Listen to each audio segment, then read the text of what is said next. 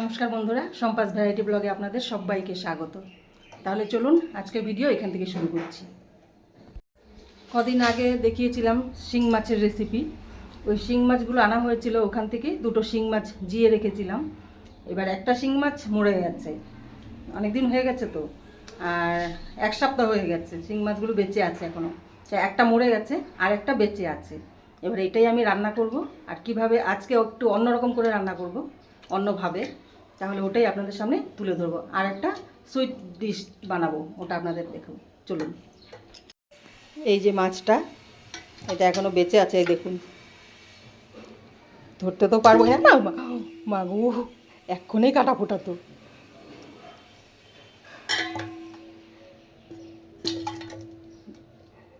নুন দিয়ে দিই, নুন দিয়ে ঢেকে রাখবো। আজ শিং মাছ রেসিপি তো আপনাদের দেখাবো, শিং মাছের।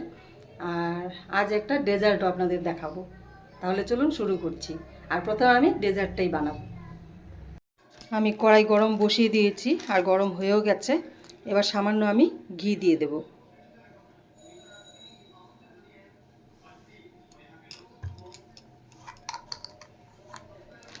এবার আমি দিয়ে দেব বেসন। প্রথমে আমি এই বেসনটা একটু ভালো করে ফ্রাই করে নেব।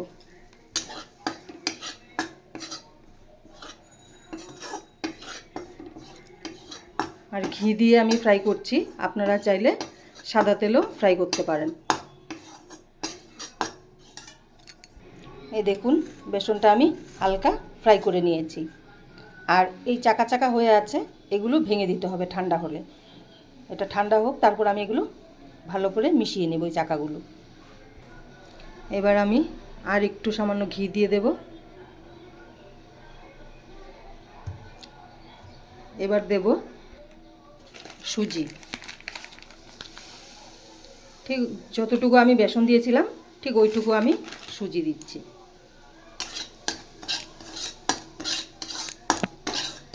এবার সুজিটা আমি হালকা লাল করে ফ্রাই করব।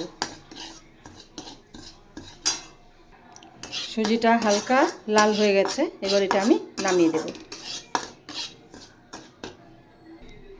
এবার আমি আর একটু ঘি দেব, ব্যাস।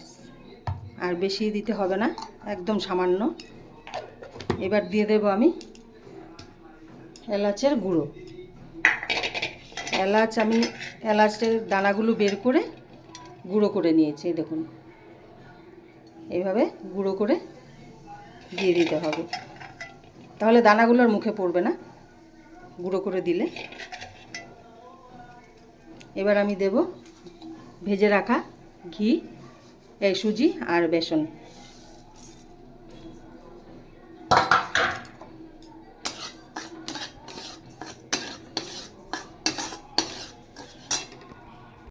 এবার আমি পরিমাণ মতো জল দিয়ে দেব, আর জলটা বেশি দেব না।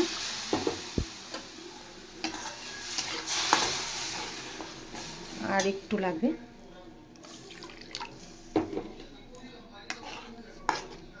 এবার জলটা যতক্ষণ পর্যন্ত না শুকোবে, ততক্ষণ পর্যন্ত আমি কম আঁচে নেড়ে যাব। দেখুন, জলটা শুকিয়ে এসছে একদম। এবার আমি পরিমাণ মতো চিনি দিয়ে দেব। এবার চিনিটা পুরো গলে যাওয়া পর্যন্ত আমি এটা নাড়তে থাকব। আর একটু সামান্য নেড়ে নেব, যাতে কড়াতে আর না লাগে। এইভাবে জলটা আমি ভালো করে শুকিয়ে নেব। দেখুন, কড়াতে আর লাগছে না, একদম ভালো করে জলটা আমি শুকিয়ে নিয়েছি। এবার আমি গ্যাসটা অফ করে দেব। এবার এখানে আমি একটা থালা নিয়ে নিয়েছি, আর এখানে সামান্য ঘি মাখিয়ে নেব।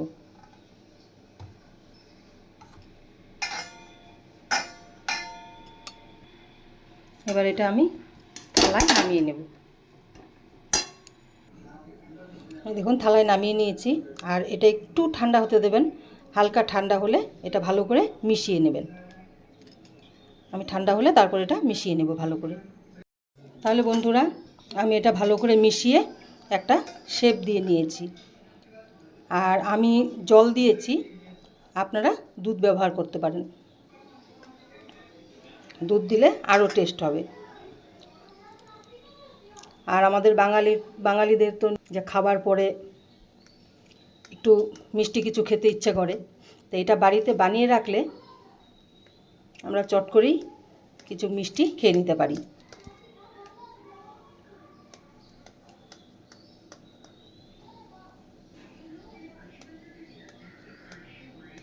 এবার এটা একটু ঠান্ডা হতে দিতে হবে। ঠান্ডা হয়ে যাওয়ার পর এটা আস্তে আস্তে একটা একটা করে তুলে নেওয়া হবে। ঠান্ডা হয়ে গেছে, এবার আমি কিছু আলমন্ড ছড়িয়ে দেব।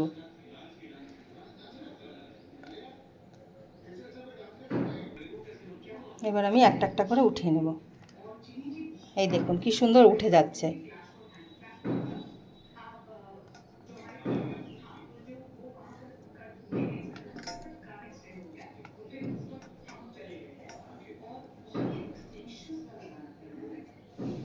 এই দেখুন, আর খেতেও খুবই স্বাদের। আপনারা দুধ দিয়ে করবেন, আরও টেস্ট হবে খেতে। তাহলে আমার ডেজার্ট তৈরি। কেমন হলো আপনারা অবশ্যই কমেন্ট করে জানাবেন। এখন বানানোর সাথে সাথে খাওয়া হয়েও গেছে। মেয়ের বাবা দুজনেই খেয়ে নিয়েছে। জিজ্ঞাসা করে আসি কেমন লাগছে। শোনে কেমন লাগছে রে? হ্যাঁ, ভালো হয়েছে খেতে? হ্যাঁ, এটা ভালো হয়েছে খেতে। এটা তো বেশি আছে। হ্যাঁ, এটাই খাবো। বাবা খা দেখি, টেস্ট হয়েছে? আমার দুটোতে খা খা। শিং মাছটা এবার কেটে নেব দেখি। হ্যাঁ, এবার কাটা যাবে। মাছটা আমি কেটে একবারে ধুয়ে পরিষ্কার করে নিই, তারপর আমি আপনাদের সামনে দেখাবো যে এই মাছটা দিয়ে আমি কি রান্না করছি। তাহলে বন্ধুরা, আমি মাছটা কেটে নিয়েছি। আজ মাছটা একদমই কম দেখা যাচ্ছে, কারণ একটা মাছ ছিল, ওটাই আমি রান্না করছি। আবার এখানে আমি এবার পেস্ট করা পেঁয়াজটা দিয়ে দেব। একটা পেঁয়াজ পেস্ট করে নিয়েছি। এবার দেব পরিমাণ মতো নুন। এবার দিচ্ছি পরিমাণ মতো হলুদ। এবার দেব সামান্য লঙ্কার গুঁড়ো। এবার এটা আমি ভালো করে মিশিয়ে নেব। আমি কিন্তু এখানে কাঁচা তেল দেইনি।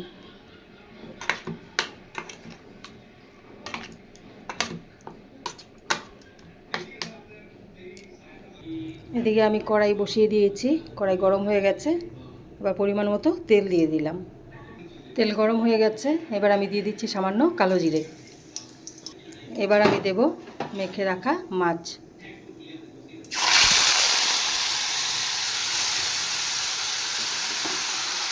এবার দেব আমি বড় সাইজের একটা টমেটো কুচিয়ে রেখেছি, দিয়ে দিচ্ছি।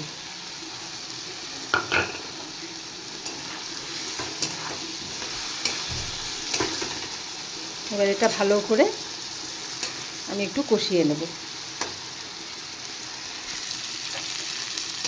দেখুন টমেটোগুলো একদম গলে গেছে। হ্যাঁ, কেন? মশলাটা ভাজা হয়ে গেছে, এবার আমি পরিমাণ মতো জল দিয়ে দেব।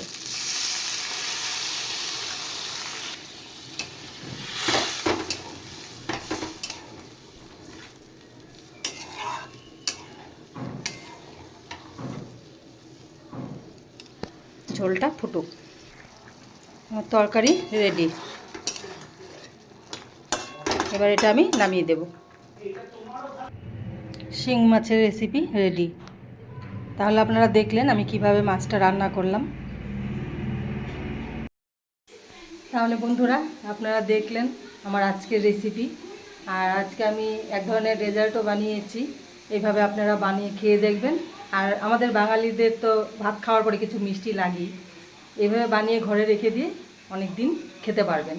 আর আমি তাই করি।